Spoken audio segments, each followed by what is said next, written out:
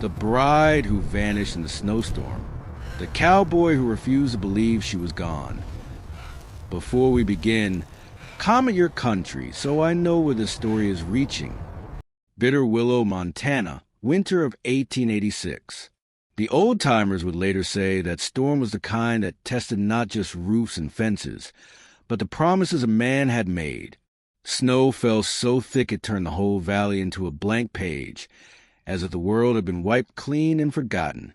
Reed Callahan stood at the edge of the depot platform, coat buttoned to his throat, hat brim crusted with ice. The rails vanished into white in both directions. No whistle, no wagon, no sign of the stagecoach that was supposed to bring the woman who had agreed to share his life. Her name was Clara Wynne. In his pocket lay the last letter she had sent, folded so many times the crease was starting to tear. Reed had read it until he could almost hear her voice in the words. "I am not afraid of distance," she had written. "I am only afraid of never belonging anywhere." That line had settled in his chest and refused to leave. The station master shuffled past him, scarf up to his nose. "Stage is 3 days late, Callahan," he muttered. "Roads are buried clear past Mill Creek. She's not coming until this lets up." Reed's jaw tightened. "Or she tried," he answered, eyes still on the white distance, and something stopped her. There was a time, not long before, when he would have accepted bad luck as an answer and gone back to his lonely ranch. That was before grief had carved hollows in his life and left a small, quiet girl in its place. "Pa!"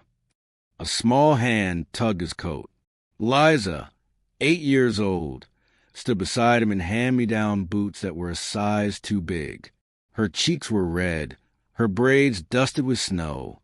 "Is she here yet?" she asked. "Not today," Reed said. "Storms out the roads, all covered."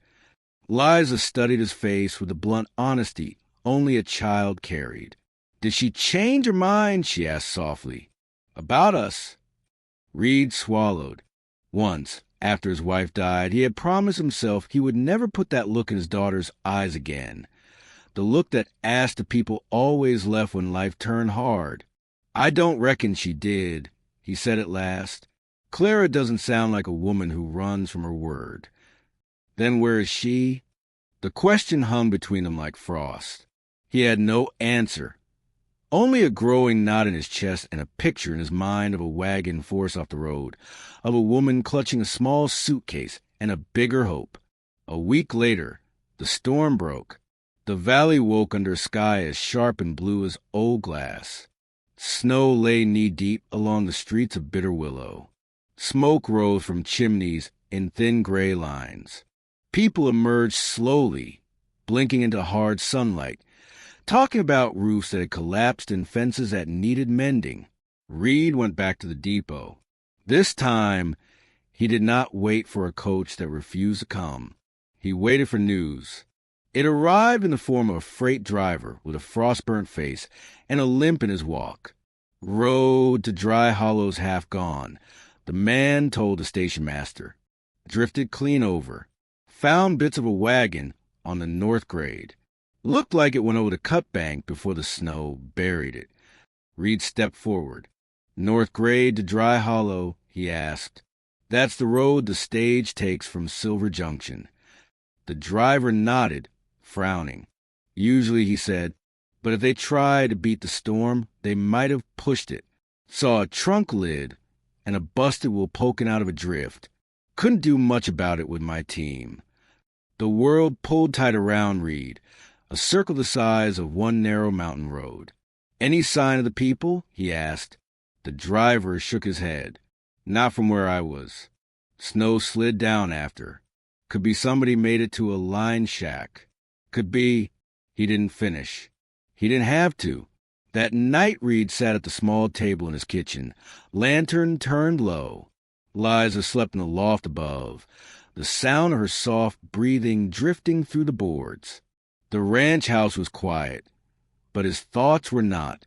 On the table lay the letter again, unfolded, smooth flat. The ink had faded in spots where his thumb rested, but Clara's words remained. "I do not bring riches," she had written, "only a willingness to work and an honest heart. If that is worth anything to you and your little girl, I will come." He had written back that it was worth everything. Now every line felt like a promise that was hanging by a thread. If he did nothing, he would live the rest of his life wondering what lay under that drifted snow. If he went, he might find nothing at all, or he might find something he didn't want Liza to ever remember. By dawn, he had made his choice. He saddled his strongest gelding, Flint, and loaded a pack of what he could carry. Blankets, a small sack of beans and jerky, a coil of rope, a tin cup, and the one wool scarf his late wife had knitted before illness took her. That last thing he tucked into his coat, over his heart.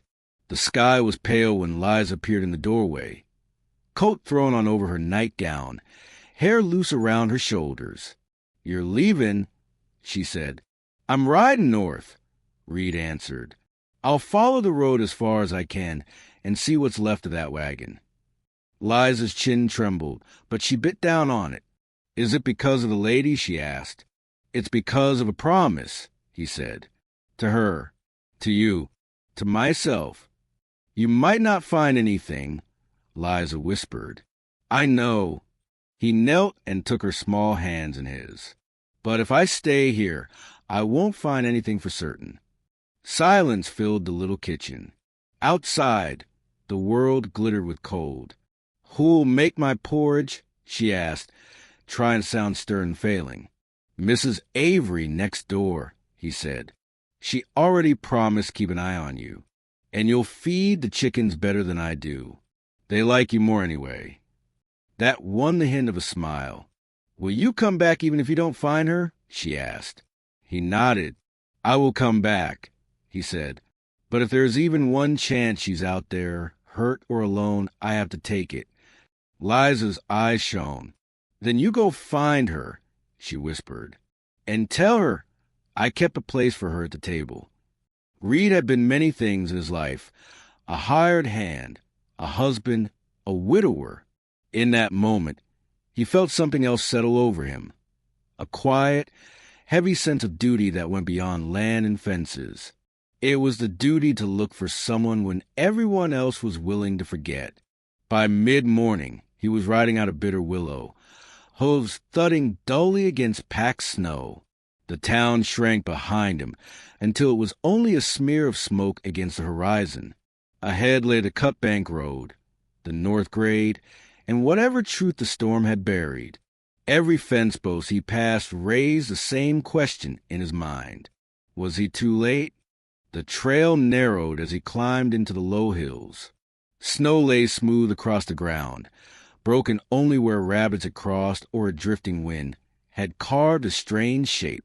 At the edge of the timberline, he saw something that made him pull Flint up short. Half buried beside the road lay a trunk. Its lid splintered, brass latch snapped clean. A length of blue ribbon fluttered from the cracked wood, moving weakly in the faint breeze. Reed dismounted and waded through the snow. The ribbon was not fancy, just a simple strip of cloth, but it had the look of something chosen carefully by a woman who owned very little. He turned it between his fingers. On the underside, stitched in tiny, neat letters, were two initials. C.W.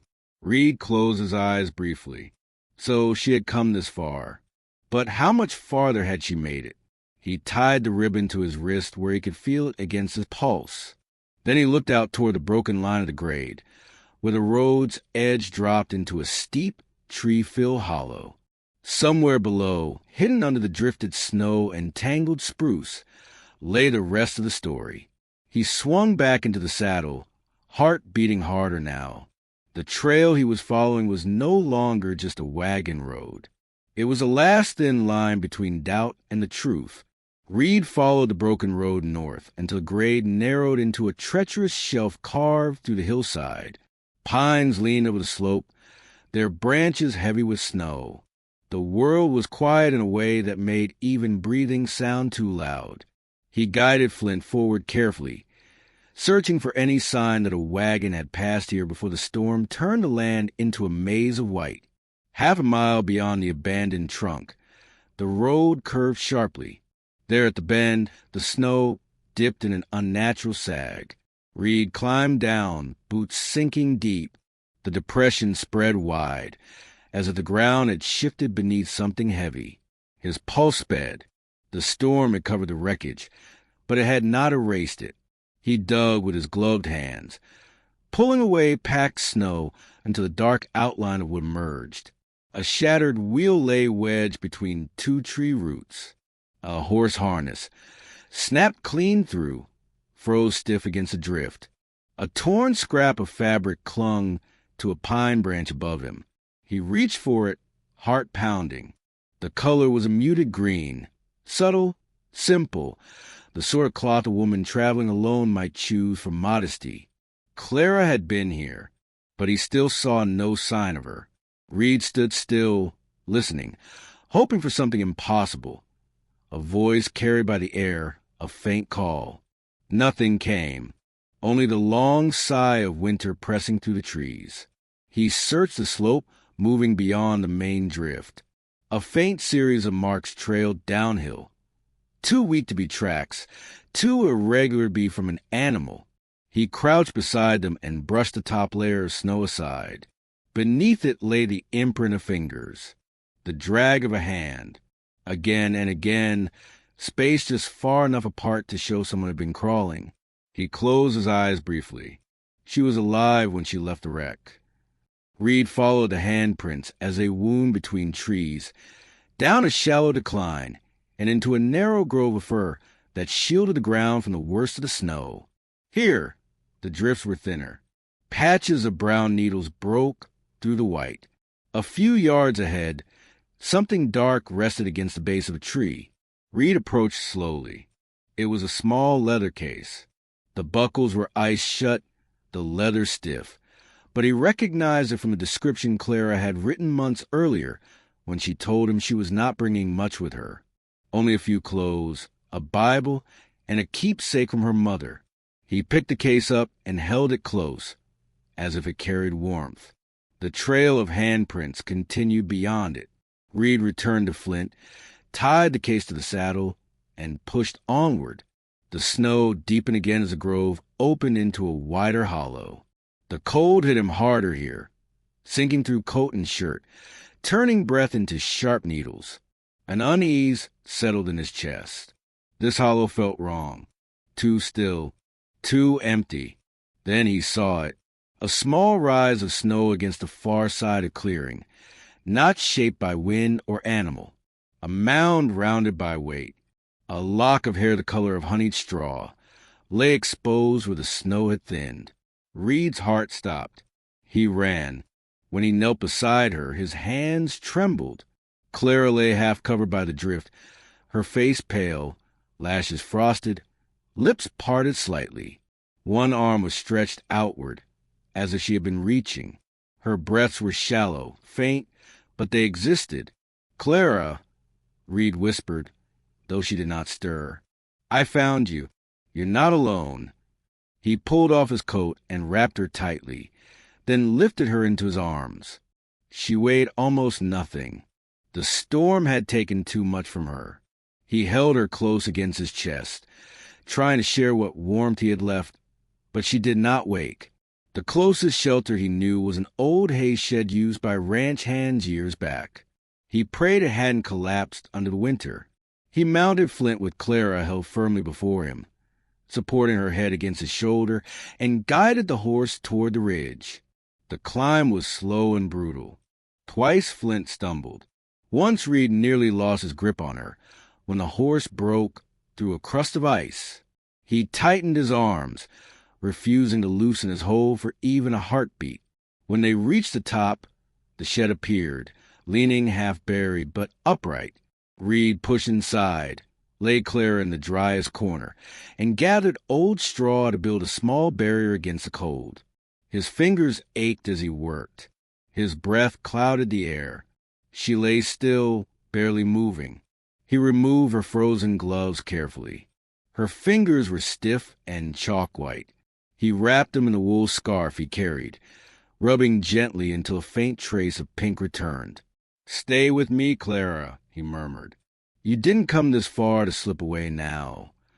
He heated snow in a tin cup near a small ember that caught after several desperate tries.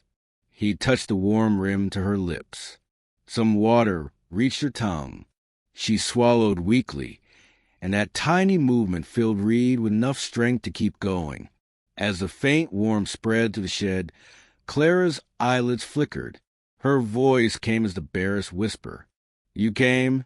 Reed bent close, unable to stop the tightness in his throat. "I said I would meet you," he answered, storm or no storm. Her breathing steadied slightly, though her eyes remained closed. "You promised," she murmured, "and I keep my word." Night settled outside, pressing cold against the boards. Inside the shed, Reed held Clara's hand, refusing to sleep, refusing to let her drift too far from him. Every rise of her chest felt like a victory. Every faint exhale felt like a borrowed blessing. Hours passed. Snow sifted through cracks in the roof. The wind pushed at the walls, but the shed held. Reed watched over her, remembering every line of her letters, every dream she confessed, every hope he had felt grow in the moment he realized their lives might fit together. Near dawn, she stirred again, whispering through cracked lips, "I didn't want you to find me like this." Reed leaned closer. "You're alive," he said. "That's all I ever hoped for." She moved her hand slightly in his. "I thought I had failed you." "No," Reed whispered. "You held on. That's more than most could have done." She let out a soft sound, half relief, half exhaustion. The storm outside had not truly ended, but inside the shed something had shifted. Clara was no longer a vanished name, no longer a question buried under snow. She was a woman who had survived the worst of the winter and been found by the one man stubborn enough to search until he reached her.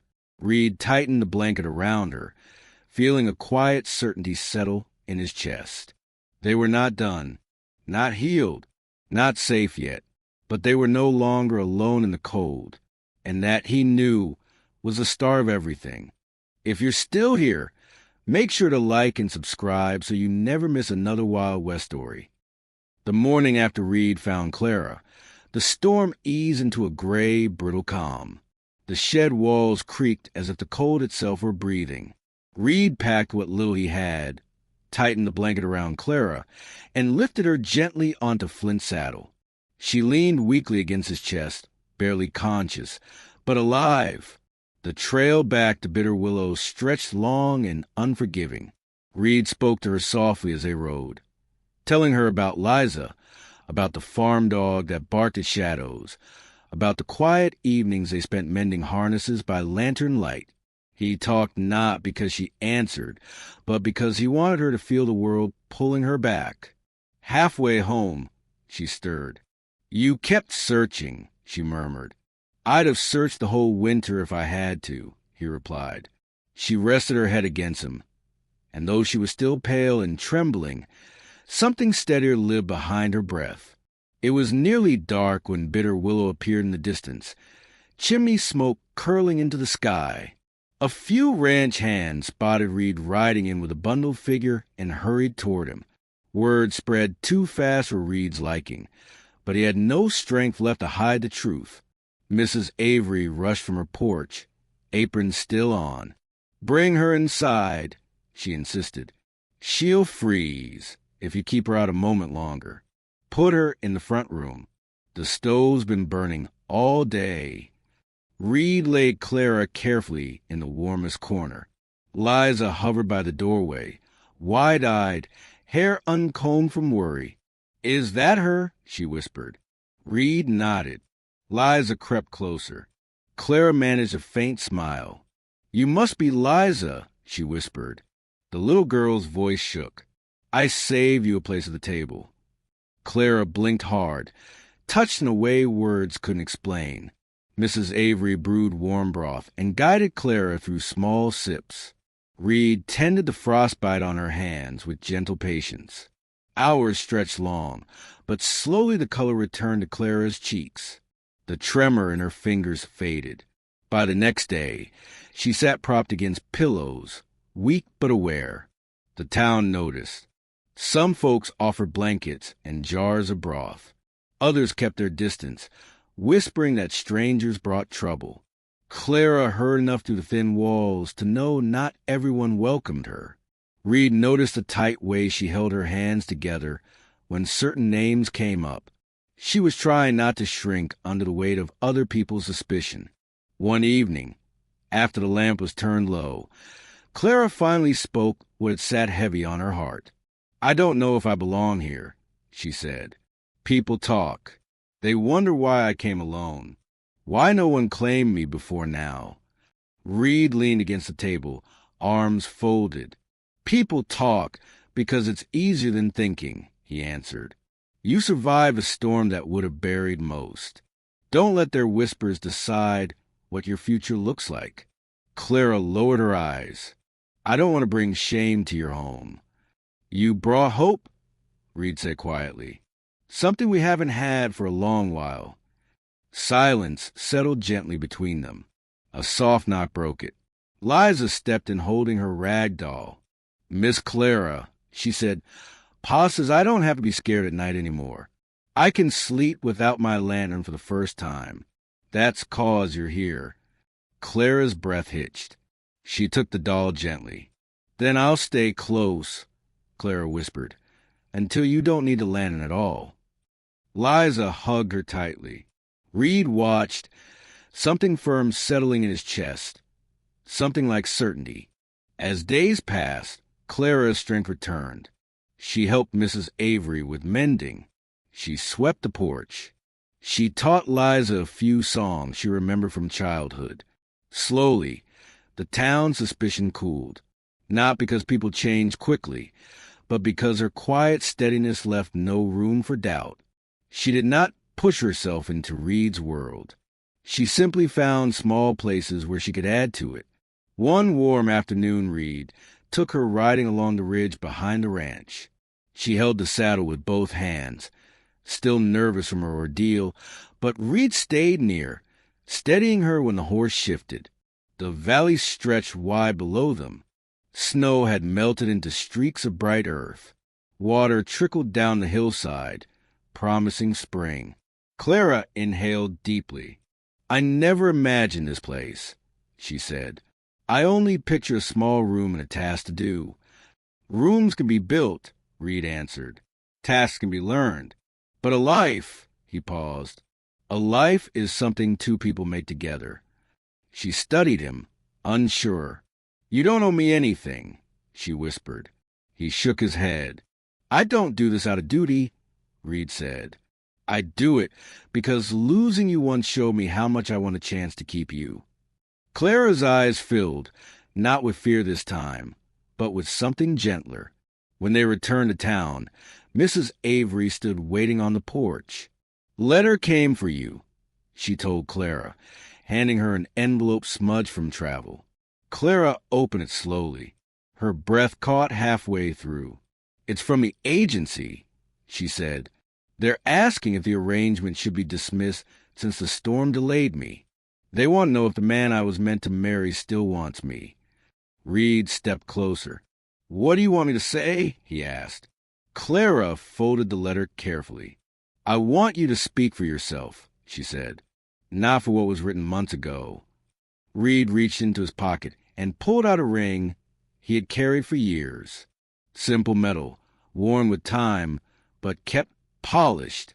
"I'm not asking out of pity," he said, "and not because winter pushed us together. I'm asking because I see the way you steady my daughter, the way you carry yourself, the way you held on when the storm tried to take everything." He held the ring out to her. "Clara Wynne, if you'll stay, if you'll share what comes next, I want a life with you, not out of need, out of choice." Clara pressed a hand to her mouth. Tears blurred her sight, not from fear, not from uncertainty, from the quiet truth that she had finally stopped running. "Yes," she whispered. I'll stay. I'll build whatever life we can make. Across the porch, Liza jumped and clapped, joy spilling from her face.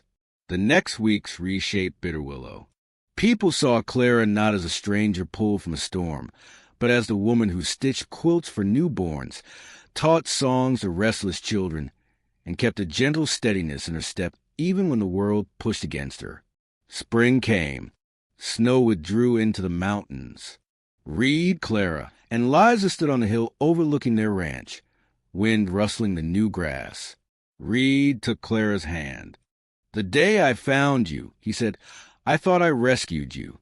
Clara smiled. But you were wrong, she answered softly. We saved each other. In a valley once buried in white silence, a family stood whole at last, built not from perfect beginnings, but from courage, persistence, and the kind of hope that outlasts storms.